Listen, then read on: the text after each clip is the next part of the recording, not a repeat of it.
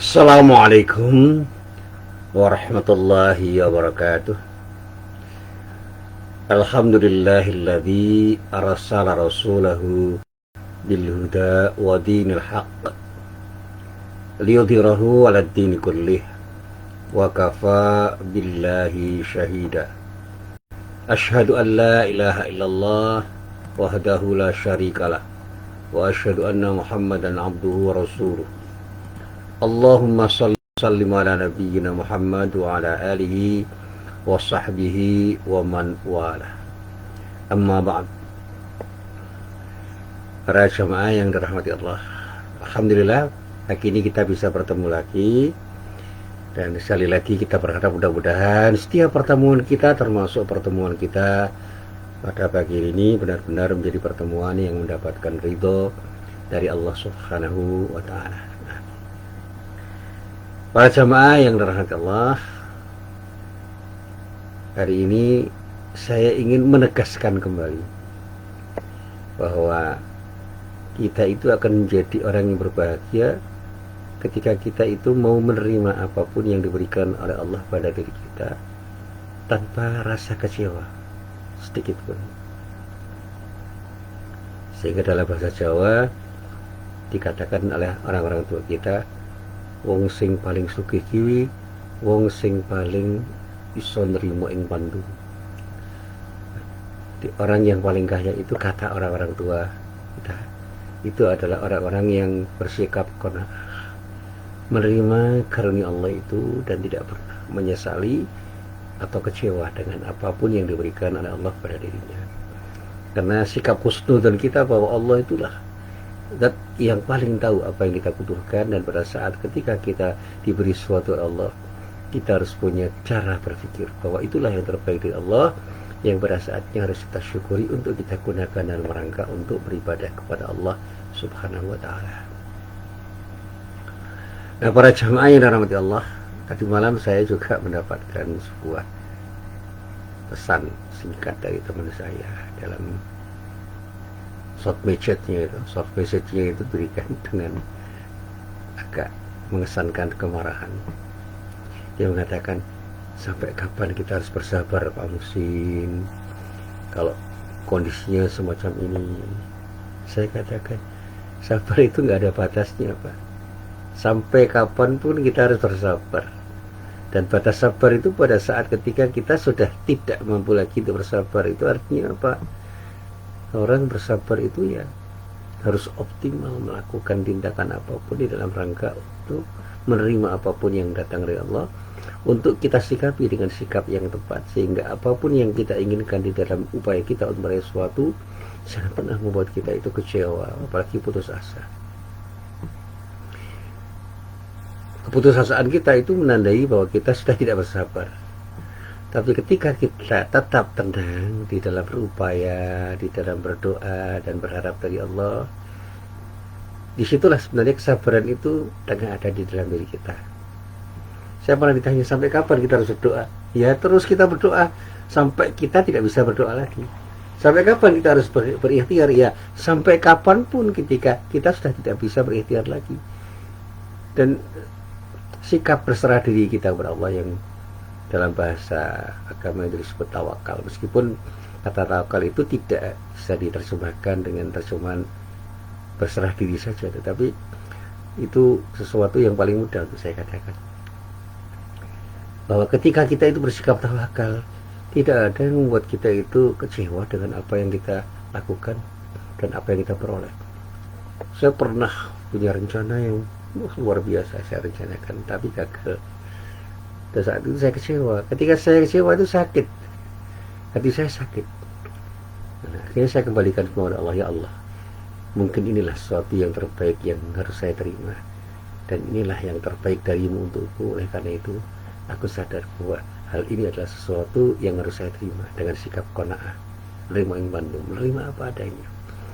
Disitulah saya mulai tenang. Maka ketika saya ditanya, kok Musin kelihatan tenang? Bukan kelihatan tenang, saya ingin selalu berusaha menjadi orang yang tenang di dalam menghadapi persoalan, karena saya yakin Allah itu sudah punya rencana yang terbaik untuk diri saya. Jadi apapun dan siapapun diri saya saat ini, itulah yang terbaik. menurut Allah, yang itu semua harus saya sikapi dengan sikap sabar dan syukur. Saya selalu harus bersabar untuk meraih yang terbaik dari Allah, dan saya harus sabar untuk menerima apapun yang datang dari Allah, dan saya harus sabar untuk tidak melakukan sesuatu yang tidak mungkin Allah ridha karena saya melanggar aturan Allah. Itu bentuk kesabaran yang selalu saya coba untuk saya raih. Banyak godaan yang membuat saya itu seringkali ingin melakukan sesuatu yang sebenarnya tidak harus saya lakukan. Disitulah saya mengucapkan istighfar, astagfirullahaladzim. Saya urungkan semua yang ingin saya lakukan itu, karena saya yakin, dengan hakul yakin, bahwa apapun yang saya lakukan di luar ketentuan Allah, di luar syariat Allah, di luar sesuatu yang digariskan oleh Allah, itu akan tidak mendapatkan ridho dari Allah, dan itulah yang akan membuat saya terpuruk. Sebaliknya, ketika saya mendapatkan sesuatu yang menyenangkan, saya segera mengucapkan alhamdulillah, karena disitulah saya harus mengucapkan sesuatu yang saya ucapkan untuk siapapun, ya, yang telah memberikan pada saya, dan siapapun itu sebenarnya adalah seorang atau orang-orang yang digerakkan oleh Allah untuk memberikan sesuatu yang menurut diri saya itu baik. Saya pernah diberi uang oleh orang yang tiba-tiba itu memberi saya nggak tahu, Pak, ini ada rezeki, Pak. Saya merenung, kemudian saya ucapkan terima kasih.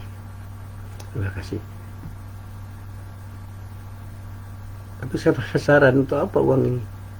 Ini untuk Pak Muhsin. Dan kenapa Anda beri pada saya? Ini fakta yang empiris itu. Ya, saya ingin beri aja, Pak. Ya, betul, dia itu orang kaya. Habis pengajian itu, saya sebut saja itu namanya Pak Haji Dimyati, orang kaya yang datang pengajian itu dengan mobil Honda, dan tiba-tiba setelah saya ngaji itu mengeluarkan amplop dan berikan itu untuk Pak Muhsin. Saya nggak tahu kenapa dia memberikan pada saya. Sekarang sudah almarhum, dan mudah-mudahan betul-betul Allah memberikan maghfirah dan rahmatnya kepada beliau, karena beliau itu rajin mengaji, sampai pada satu saat dia itu mengatakan, saya tentram ketika bersama-sama mengaji bersama Pak Muhsin. Saya nggak tahu kenapa. Nah, kenapa kok bisa tentram? Pokoknya tentram aja, Pak. Saya nggak tahu kenapa setiap saya ngaji bersama Pak Muhsin saya merasa tentram. Saya juga jujur mengatakan, saya itu berjumpa dengan Bapak itu tentram. Saya nggak tahu kenapa begitu saya berjumpa dengan Bapak itu tiba-tiba tentram. Ada apa itu? Gelombang apa yang muncul dari Bapak yang sampai pada diri saya yang membuat saya bisa tentram? Dan kalau saya bertanya kenapa Bapak tentram, mungkin juga ada gelombang yang muncul dari diri saya yang sampai pada Bapak. Dan pertemunya dua gelombang itu akan melahirkan kebahagiaan. Saya bahagia itu. Saya masih ingat itu, Pak Haji Dimyati itu murid pengajian saya yang sangat rajin, dan pernah saya beri buku saya yang saya tulis, dan dia mengucapkan terima kasih, akan saya baca. Dan hampir setiap pengajian yang saya berikan dia datang, dan dia telah memberi, dan itu tidak hanya sekali. Katanya, Pak, jangan beri pada saya. Enggak, saya ingin memberi, tolong diterima. Dan itulah yang saya katakan, inilah cara Allah untuk menggerakkan hati orang itu pada dirinya untuk memberikan sesuatu pada saya yang saya tidak pernah berpikir tentang apa-apa yang dia berikan itu. Saya hanya mengatakan, insya Allah akan saya gunakan dengan sebaik-baiknya. Nah, para jamaah yang dirahmati Allah, inilah yang selalu saya sampaikan dalam pengajian saya. Ketika kita itu betul-betul mencari ridha Allah, selalu saja ada sesuatu yang terbaik yang kita dapatkan. Maka ketika saya membaca ulang hadis yang diriwayatkan oleh Imam At-Tirmidzi dari sahabat Abu Hurairah yang menyatakan bahwa Rasulullah itu pernah bersabda, wardo bima qasamallahu laka takun aghnan nas. Bersikap ridholah terhadap apa yang telah diberikan oleh Allah kepadamu, niscaya engkau akan menjadi orang yang paling kaya. Menjadi orang yang paling kaya itu karena ridho, karena apa yang kita dapatkan itu terasa cukup dan bahkan berlebih.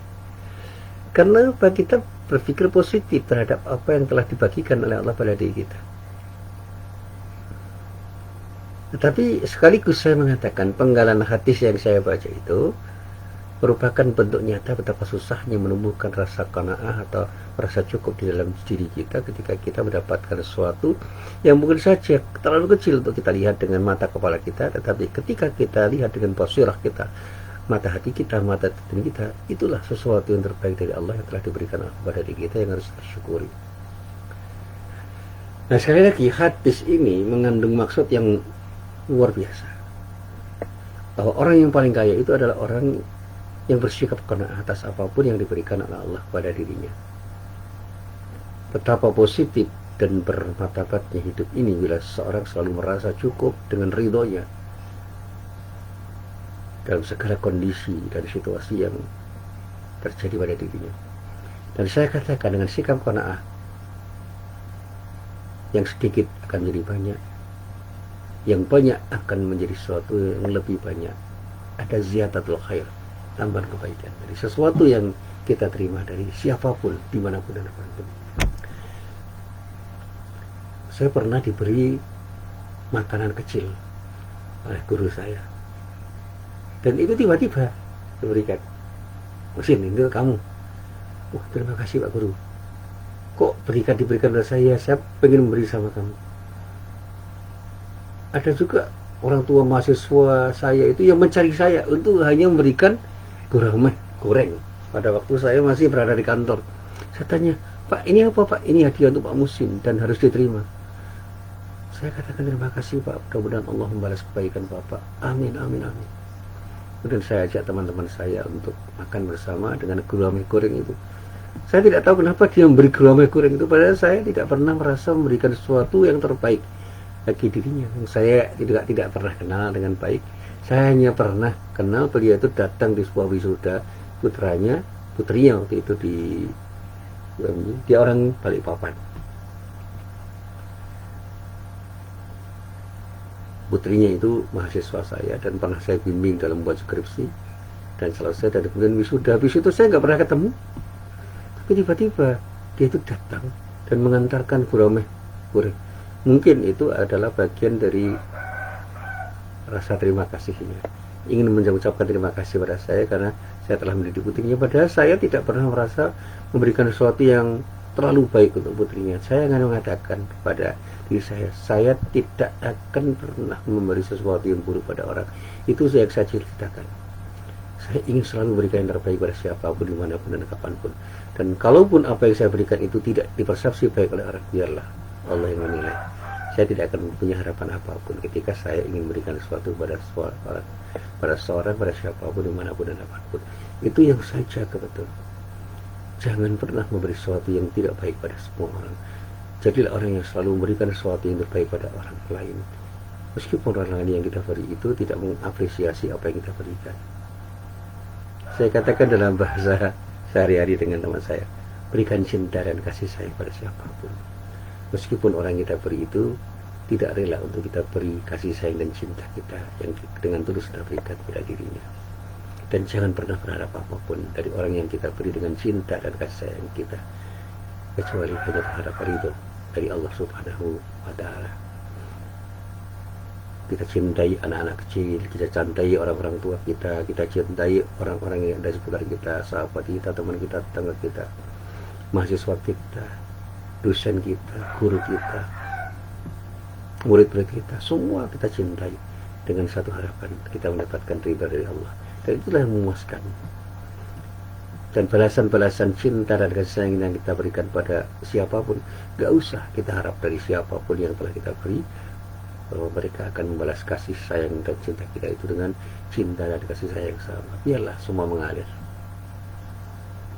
Nah, para jamaah yang dirahmati Allah, kesenangan, sekali lagi kesenangan itu tidak akan sempurna, dan nikmat itu tidak akan menjadi besar kecuali dengan memutuskan angan-angan untuk memiliki seperti yang dimiliki orang lain.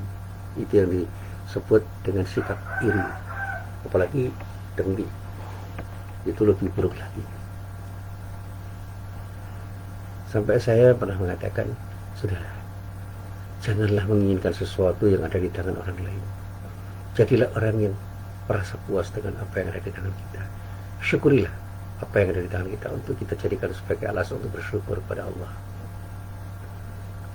Berdoalah kepada Allah, ya Allah, berikanlah aku kepuasan hati untuk menerima apapun yang Kau berikan, dan jadikan diriku untuk tidak iri dan dengki kepada apapun yang Kau berikan kepada siapapun. Itu yang selalu saya sampaikan dalam doa saya. Maka ketika saya itu lihat teman-teman sukses, saya selalu mengucapkan alhamdulillah. Mereka bahagia dan saya ingin merasakan kebahagiaan yang dirasakan orang lain, dan bahkan saya ingin berbagi kebahagiaan yang saya rasakan kepada orang lain. Itu yang selalu saya inginkan. Ketika saya memperoleh sesuatu yang membahagiakan, saya ingin berbagi pada orang lain. Ketika orang lain mendapatkan sesuatu yang membahagiakan, saya harus merasa bahagia, dan ini yang saya upayakan. Sehingga teman saya ketika mengatakan, alhamdulillah Pak Musin, saya punya cucu laki-laki yang pertama, alhamdulillah. Saya merasakan betapa nikmatnya ketika orang itu menambahkan sesuatu yang diandambakan, dan ketika yang didambakan itu kemudian hadir. Dulu ketika teman saya itu punya hajat untuk menikahkan putrinya, dia mengatakan, alhamdulillah Pak Musin, anak saya perempuan sudah menikah. Meskipun saya tidak hadir dalam acara pernikahan itu, saya ikut berbahagia. Alhamdulillah, mudah-mudahan menjadi keluarga sakinah yang penuh dengan mawaddah dan rahmah. Saya doakan, saya ikut merasa bahagia walaupun saya tidak hadir. Dan saya berusaha untuk juga ikut prihatin dengan teman-teman saya yang menerima musibah, karena saya bisa berempati pada mereka andai kata itu terjadi pada diri saya. Nah, para jamaah yang dirahmati Allah, ketika kita punya sikap tidak menerima apapun yang telah kita dapatkan, itu hanya akan menguras keterkaitan hati dengan Allah. Kita akan bersedih karena apa? Kita merasa belum diberi sesuatu oleh Allah. Akibatnya apa? Kehidupan ini sebenarnya tidak akan bisa kita rasakan. Itu kita rasakan. Sesuatu itu menjadi tidak membahagiakan karena sikap kita terhadap sesuatu yang kita anggap tidak tepat untuk kita terima. Bahkan dampaknya bisa lebih buruk lagi. Kehidupan kita menjadi tidak tertata. Sebaliknya ketika kita ridho dengan pemberian Allah, mensyukuri pemberian Allah, dan kemudian menginvestasikan semua pemberian Allah itu untuk sesuatu yang bermanfaat, maka insya Allah kita akan menjadi orang yang tentram, damai, dan kedamaian serta ketentraman yang habis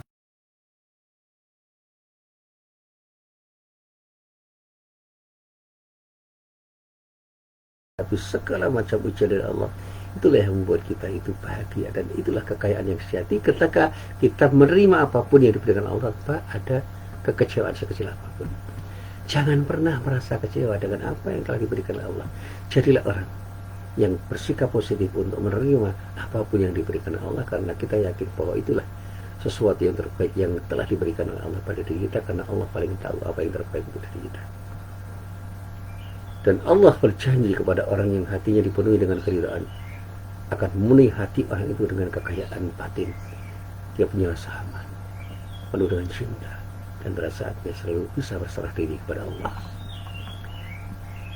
Sebaliknya bagi orang yang tidak pernah ridho untuk menerima apapun yang datang dari Allah, hatinya akan dipenuhi dengan kebencian, ketidaknyamanan, dan bahkan pada saatnya akan bersikap tidak wajar pada siapapun, dimanapun dan kapanpun, dan pada saatnya juga akan mungkin tidak mau beribadah kepada Allah.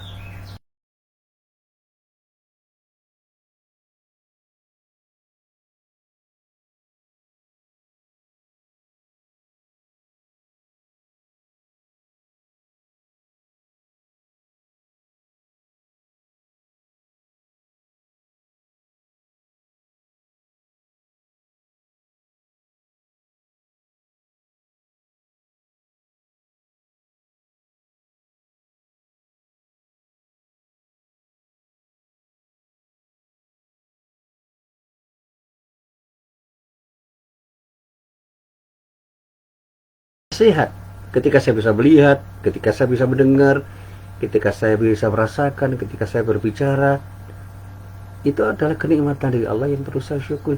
Kenapa saya tidak pernah merasa bahagia dengan apa yang telah diberikan Allah pada diri saya? Ketika saya bisa berbicara, mendengar, melihat, dan merasakan apa yang terjadi. Saya selalu mengatakan, ketika kita memiliki dua mata yang bisa melihat, apakah kita rela mata kita ditukar dengan uang setumpuk yang diberikan orang? Ayo saya beli mata kamu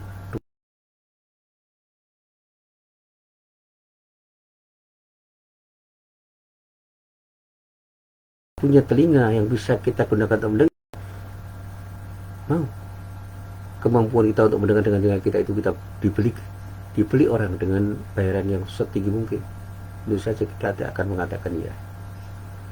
Ketika kita masih punya akal sehat, maukah akal sehat kita itu dibeli oleh orang sehingga akal kita menjadi tidak sehat dengan cara apapun untuk membeli?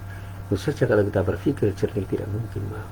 Nah sekarang banyak orang yang menjual akal sehatnya untuk dibeli dengan uang dan jabatan, sehingga muncullah akalnya yang tidak sehat. Ngomongnya jadi nggak karuan. Karena apa? Banyak ilmuwan yang menjual kemampuan keilmuannya.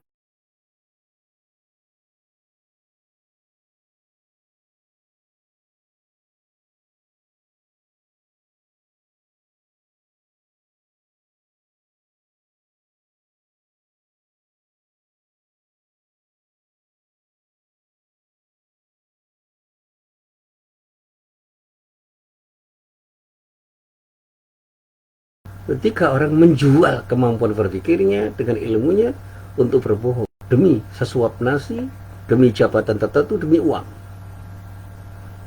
tentu saja orang tidak akan mau kalau orang itu masih punya akal sehat. Nah sekarang masih adakah orang yang punya integritas untuk mengatakan tidak terhadap tawaran apapun yang diberikan pada dirinya, untuk bersikap tidak jujur? Masihkah ada orang yang tetap bersikap jujur dan terbuka untuk mengatakan yang benar itu benar dan yang salah itu salah, meskipun ditawar dengan tawaran yang menggiurkan, tawaran jabatan dan tawaran uang yang luar biasa? Masih ada atau tidak? Kalau sudah tidak ada, hancur. Bantah diri saat, tinggal tunggu saat kehancurannya. Bukan karena kita tidak punya ulama dan intelektual kita itu akan hancur, tetapi ketika ulama dan intelektual kita itu sudah melacurkan diri untuk sesuap nasi. Saya katakan begitu.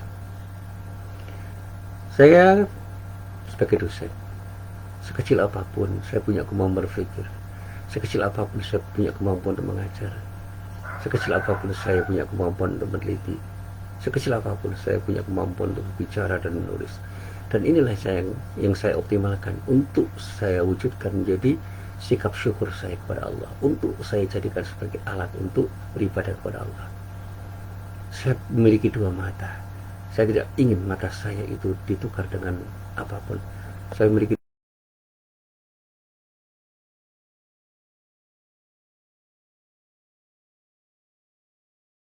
dirinya sebagai orang yang paling kaya ketika mampu untuk mensikapi dirinya dengan sikap qanaah, menyikapi apapun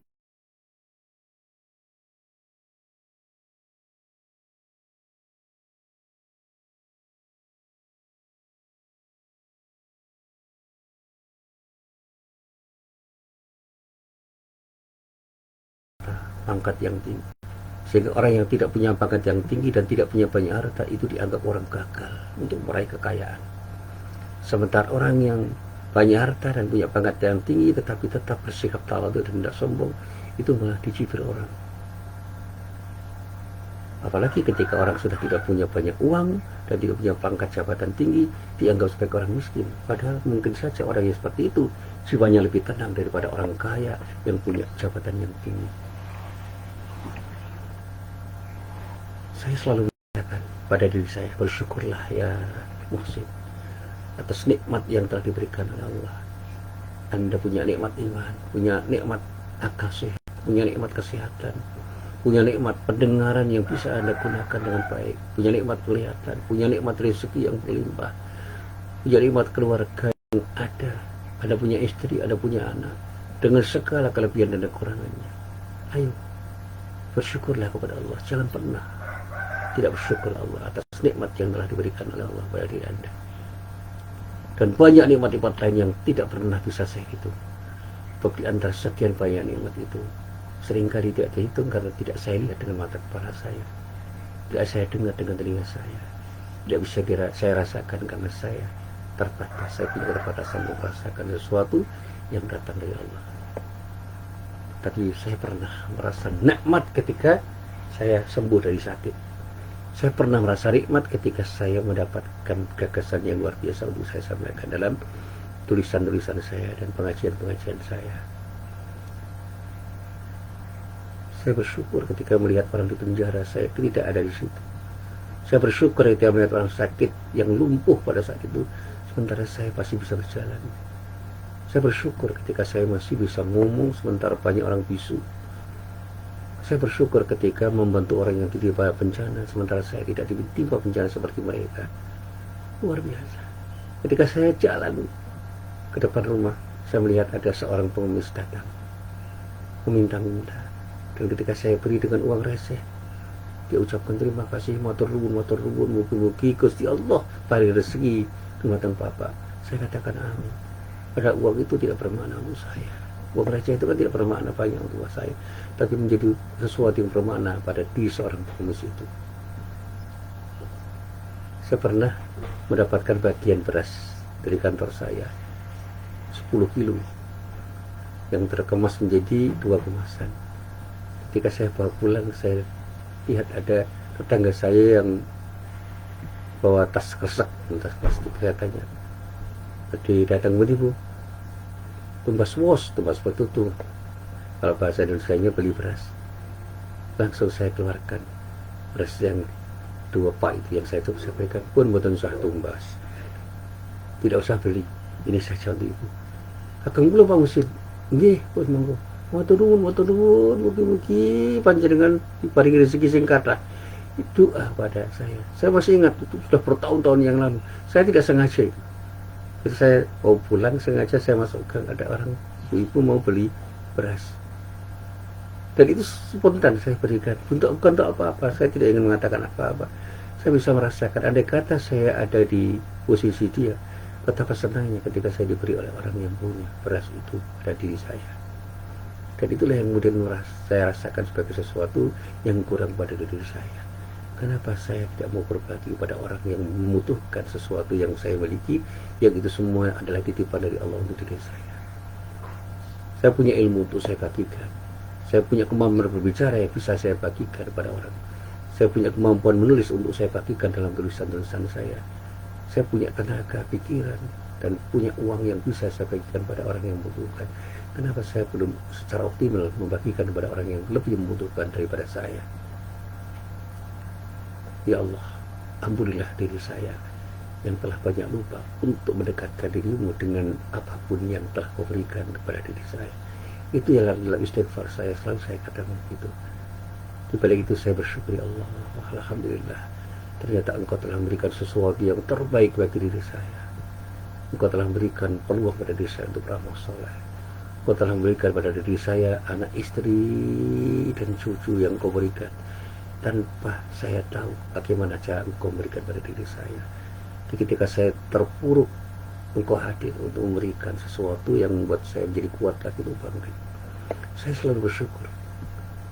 Dan ketika saya itu lupa kepada Allah, segera saya beristighfar, ya Allah, kenapa saya lupa kepadamu untuk selalu ingat kepadamu dimanapun dan kapanpun saya berada. Dan inilah yang selalu membuat saya semakin mengerti arti penting sikap qanaah, nerimo ing pandung, menerima apapun pemberian dari Allah.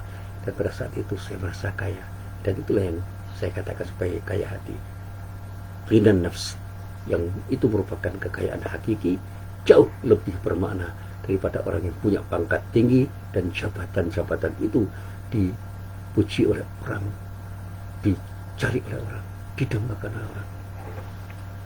Dan ketika orang banyak harta, belum tentu mereka bahagia, lebih bahagia daripada diri saya yang tidak punya harta dan tidak punya pangkat yang setinggi mereka, karena mereka mungkin saja belum bisa bersyukur dan bersikap qanaah dengan apa yang telah diberikan oleh Allah, sehingga mereka mungkin akan punya sikap rakus untuk mencari dengan cara apapun, padahal sikap rakus itu menjadikan diri mereka tidak tenang.